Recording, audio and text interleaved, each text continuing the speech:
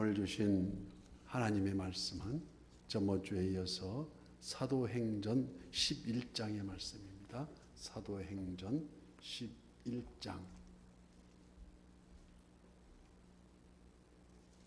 19절에서 26절까지만 교독하고 마지막 절은 합독합니다. 11장 19절부터 26절까지. 그때에 스데반의 일로 일어난 환란으로 말미암아 흩어진 자들이 베니게와 구브로와 안디옥까지 이르러 유대인에게만 말씀을 전하는데 그중에 구브로와 구레네 몇 사람이 안디옥에 이르러 헬라인에게도 말하여 주 예수를 전파하니 주의 손이 그들과 함께 하심에 수많은 사람들이 믿고 주께 돌아오더라. 예루살렘 교회가 이 사람들의 소문을 듣고 바나바를 안디옥까지 보내니 그가 이르러 하나님의 은혜를 보고 기뻐하여 모든 사람에게 굳건한 마음으로 주와 함께 머물러 있으라 권하니 바나바는 착한 사람이요 성령과 믿음이 충만한 사람이라 이에 큰 무리가 주께 도하여지더라. 바나바가 사울을 찾으러 다소에 가서 만남에 안디옥에 데리고 와서 둘이 교회 1년간 모여 있어 큰 무리를 가르쳤고 제자들이 안디옥에서 비로소 그리스도인이라 일컬음을 받게 되었더라. 아멘. 오늘 본문은 스데반의 순교 이후에 흩어졌던 많은 그 무리들 중 갈릴리 북부로 향했던 그 사람들의 활동과 또 안디옥의 최초의 이방인 교회가 세워지는 곳 바나바 활약상을 기록한 내용들입니다. 바나바는 다소에 가 있던 바울을 청하여 안디옥 교회에서 공동 목회를 하게 됩니다. 마치 우리 수안유교회가 목사님하고 제가 공동 목회를 시작했듯이. 그래서 오늘 본문은 네 가지로 구분하면 안디옥의 복음과 전파, 바나바의 파송, 그다음에 그들의 협동 사역과 안디옥 교회의 헌신의 내용을 담고 있습니다. 사도행전에는 안디옥이 두 군데가 나옵니다. 비시디아 안디옥과 수리아 안디옥인데 오늘 본문은 수리아 안디옥에 대한 말입니다. 예루살렘에서 북쪽으로 약 480km를 가면은 그 위치한 안디옥은 수리아의 수도로서 그 당시 약 인구가 50만 명이면 꽤 많은 인구입니다. 50만 명이 거주하고 있었고 로마 제국의 세 번째 가는 큰 도시였습니다.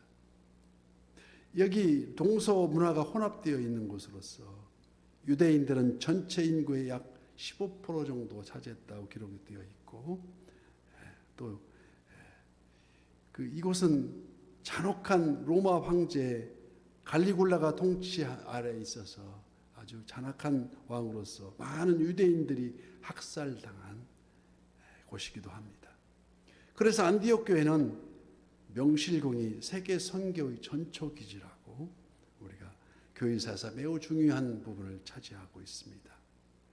동시에 알렉산드리아 그리고 로마와 함께 중요한 신학적 본산을 이루고 만약 이 내용은 좀 딱딱하지만 아주 중요한 관점이기 때문에 우리가 묵상해 보자 합니다. 바나바는 다소에 가 있는 사울을 찾았습니다. 오늘 본문 24절 말씀에 바나바는 착한 사람이요 성령과 믿음이 충만한 사람이라 이에 큰 무리가 주께 더하여지더라. 바나바가 사울을 찾으러 다소에 가서 적대자들을 피해서 예루살렘에서 다소로 간 사울은 그곳에서 몇 년간 있었는지 정확히 기록되어 있지는 않지만 다만 그 기간이 10년 이상이었을 거라고 학자들은 추측합니다. 그 이유는 바울 스스로 갈라디아서에서 예루살렘의 2차 방문이 14년 만이라고 기록되어 있고 바나바와 안디옥에서 1년간 사역하고 그 후 예루살렘을 방문하였으므로 최소한 13년 정도의 격차가 있기 때문입니다. 결과적으로 바울의 초대교회에서 아주 비중 있는 역할을 담당하는 그 전성기라고 할 수 있는데, 그 시기는 부활하신 주님을 만나고도 아라비아에서 3년을 거기서 기도했죠. 3년을 감안할 때에 개종 후 최소 17년 이상 그 이후에 본격적인 활동을 시작합니다. 바울이. 안디옥에서 비로소 제자들은 그리스도인이라 크리스찬이라고 불리게 됩니다. 그 명칭은 예를 들어서 헬로 땅과 같이 그리스도를 따르는 당이라는 의미도 있지만 그 자체 뜻하는 바는 매우 큽니다. 우선 예루살렘 교회에서부터 교회의 정당성을 합법적으로 인정받았다는 점입니다. 마치 오늘날의 바티칸 궁전 교황 체제에서 있듯이 모든 체제는 예루살렘에서 모여 있었다는 결론입니다. 또 다른 의미는 이제 기독교가 안디옥에서 유대교와 전혀 구별되는 새롭고 독특한 종파로서 부각되었다는 것입니다. 하지만 문제점도 많았습니다. 신흥 종교이므로 로마 제국으로부터 보호를 받지 못하고 우리 보호 대상이 아니라 박해의 대상이 될 수밖에 없다는 점과 유대교와의 갈등 관계와 특히 교리에 대해서 구약 성경과 신학적 문제 등에서 많은 분쟁을 일으키고 바울은 이 문제를 제일 심도 있게 고려한 흔적이 여러 군데 나타나고 있습니다. 한편 로마 당국은 기독교를 유대교의 한 분파로 이해하고 있었습니다.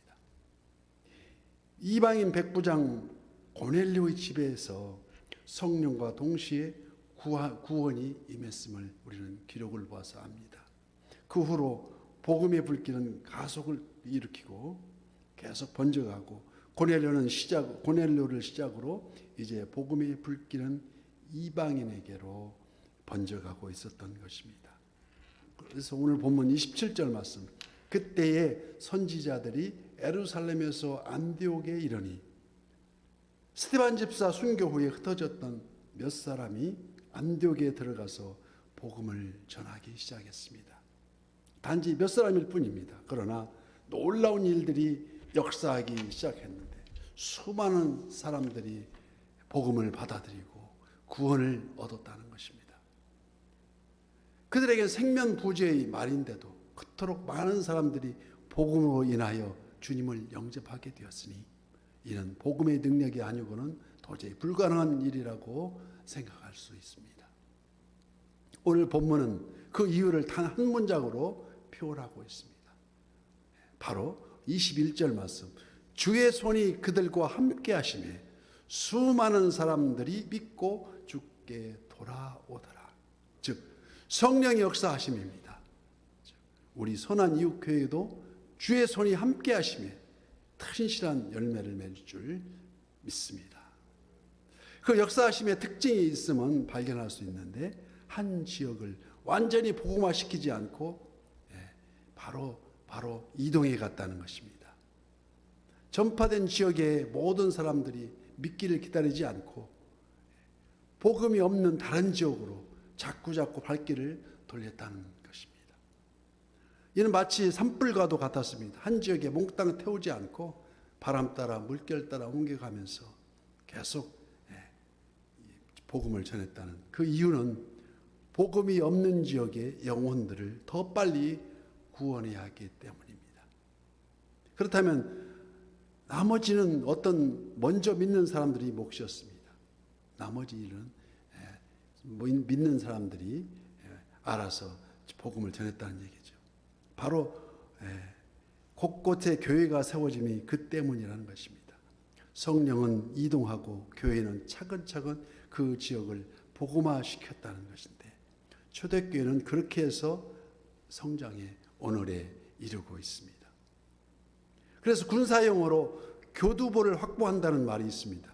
교두보란 군사작전을 유리하게 전개하기 위해서 적진에 우선적으로 설치하는 거점을 말합니다.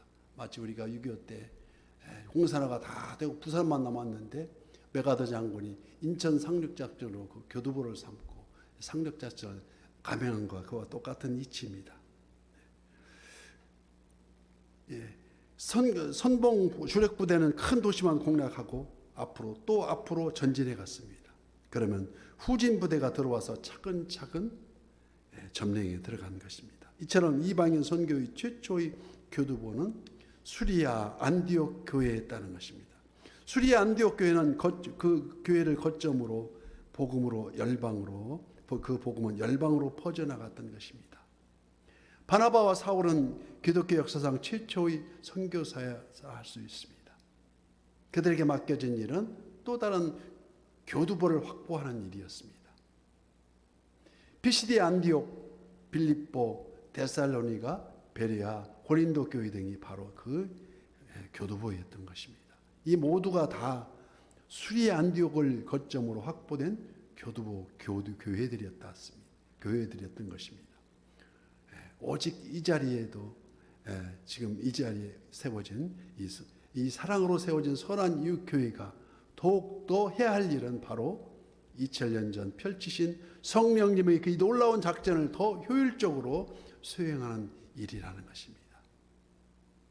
국내 선교도 중요하지만 성령님의 역사하심을 잘 이해한다면 우리가 빨리 단시일 내에 1000명 교회를 넘어서 우리가 그 시선을 열방으로 돌려야 한다는 것을 우리가 묵상해 보입니다. 지금도 이 세계는 의외로 복음의 불모지가 여러 군데 있기 때문입니다. 특별히 이슬람 지역을 비롯하여 아프리카 지역은 매우 시급한 형편이라고 전합니다. 이를 위하여 지역 교회들이 더욱 지원을 아끼지 말아야 할 것은 분명한 사실입니다. 특별히 교역자들이 파송과 평신도 선교사들이 헌신이 절실히 필요한 때라는 것입니다. 그들은 교두보를 세우는 바울과 바나바와 같은 선봉장과 같이 존재하기 때문입니다. 그래서 오늘 읽지 않았지만 30절 말씀에 이를 실행하여 바나바와 사울의 손으로 장로들에게 세상을 살아가는 사람들에게 보내느니라. 이처럼 그리스도인들이란 세상을 쫓는 사람들이 아니라 하나님의 방식으로 세상을 살아가는 사람들이라는 것입니다.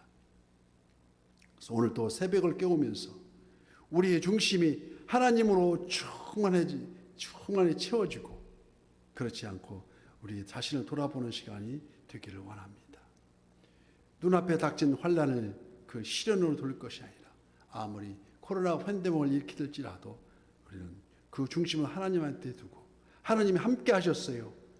하나님이 함께 하셔서 우리는 오늘에 이르기까지 주님의 일을 하게 되었어야 하고 간증하면서 하나님의 뜻을 이루어드리는 하나님을 기쁘시게 하는 그리고 그러한 기회가 되도록 위기를 기회로 삼아서 우리의 시야를 우리의 삶의 자리를 넘어서 주님이 바라보고 계시는 그곳까지 시야를 넓혀서 우리 주님 보시고 잘했다 칭찬받는 저와 우리 선한 이웃교회 되기를 예수님 이름으로 축복합니다.